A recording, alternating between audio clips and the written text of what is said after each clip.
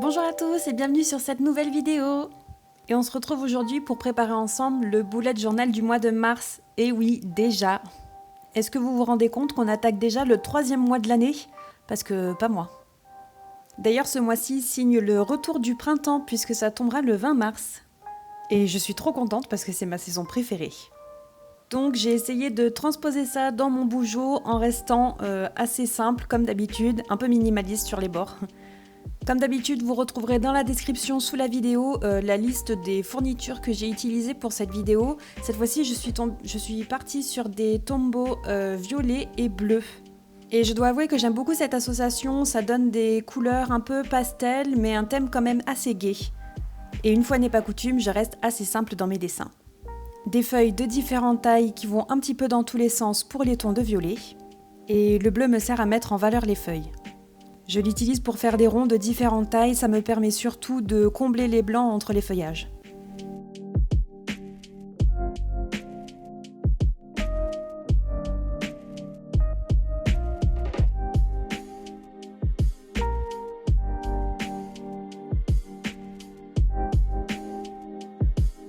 Après ça, j'utilise un morceau de papier craft et mes tampons pour venir écrire le mot Mars. Papier craft que je viens ensuite coller et voilà, ma page de couverture est terminée.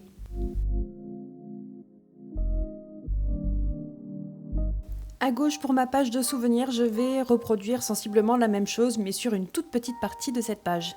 Et ça me servira à mettre en valeur mon titre que je vais justement reproduire sur un autre morceau de papier craft.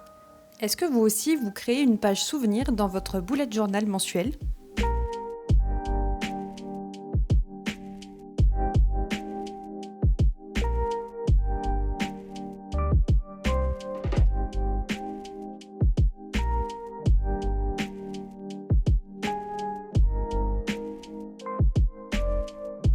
Pour rendre tout ça un peu plus vivant, je vais séparer ma zone de dessin du reste de la page avec un fin washi de couleur bleue. Vous vous en souvenez peut-être, mais j'avais fait à peu près la même chose dans mon organisation du bullet journal 2023 sur la page des 101 choses à faire en 2023 justement. On retrouve ensuite ma double page calendrier pour ce mois de mars. Je garde toujours le même format, même si finalement c'est une page que j'utilise assez peu. Mais je suis sûre que si je l'enlève, elle va me manquer. Donc je la conserve et ce mois-ci je vais venir dessiner mes feuilles assez abstraites et violettes tout autour du calendrier.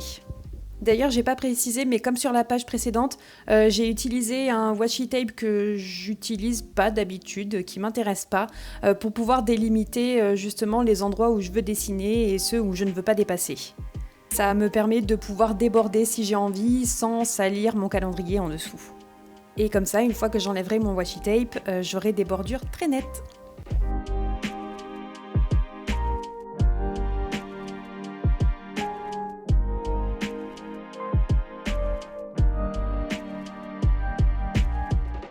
Puis on retrouve ma page essentielle, c'est-à-dire la page budget, suivie de la page bingo qui prend de plus en plus de place dans ma vie.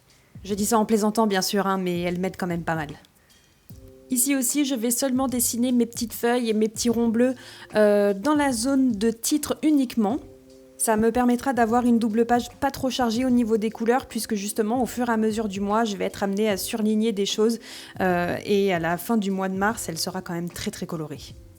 D'ailleurs, je voulais de nouveau utiliser mon washi très fin bleu pour délimiter justement la zone de titre du reste de la page, et j'ai complètement oublié de l'ajouter.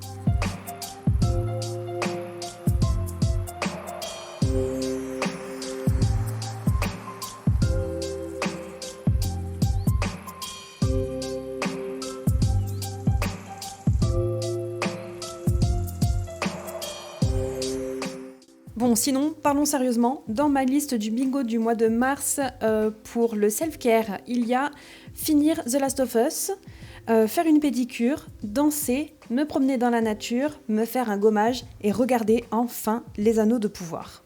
Et côté ménage-travaux, il faut que je refasse la peinture, que je m'occupe de trouver un système pour ma panière à linge, refaire une journée poussière, faire un gros jardinage, nettoyer le frigo et nettoyer la voiture. Tout un programme, n'est-ce pas ? Puis on arrive à la plus grosse partie de mon bougeot mensuel, c'est l'organisation de mes journées. Et je suis trop contente parce que j'ai enfin trouvé un système qui me convient et qui est pourtant assez simple. Comme les mois de janvier et de février, au milieu de mes doubles pages, on va retrouver les différents jours de la semaine. Tout à gauche, on va retrouver mon encart pour mes habitudes que je souhaite suivre. Et tout à droite, un dernier encart pour mes notes, les choses que j'ai envie de noter et qu'il faudrait que je fasse d'ici la fin du mois ou le mois prochain pour pas oublier, mais qu'il n'y a pas une journée spécifique qui est dédiée à cette tâche-là. Par exemple, il faudrait absolument que je m'occupe de demander une vignette critère pour ma voiture. Mais comme je n'ai pas un jour particulier pour la demander, je me la note dans cet encart et je m'en occuperai dès que j'aurai le temps. Là encore, je dessine sur une toute petite zone puisque de nouveau, comme je vais être amenée à remplir les cases, ça va être très chargé et j'ai pas envie d'ajouter plus de couleurs que ça.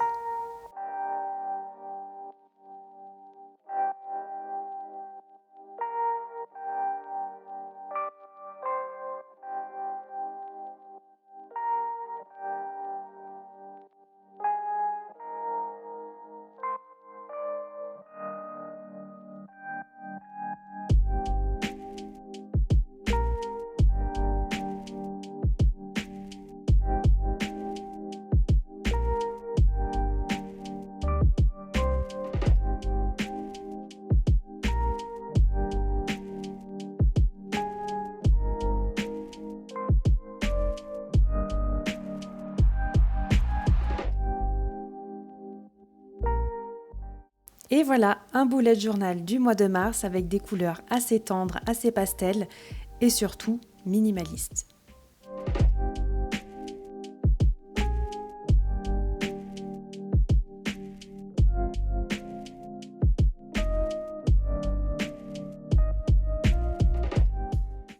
Comme d'habitude, n'hésitez pas à me dire ce que vous en pensez dans les commentaires, à liker la vidéo, à la partager, à vous abonner si ce n'est pas déjà fait.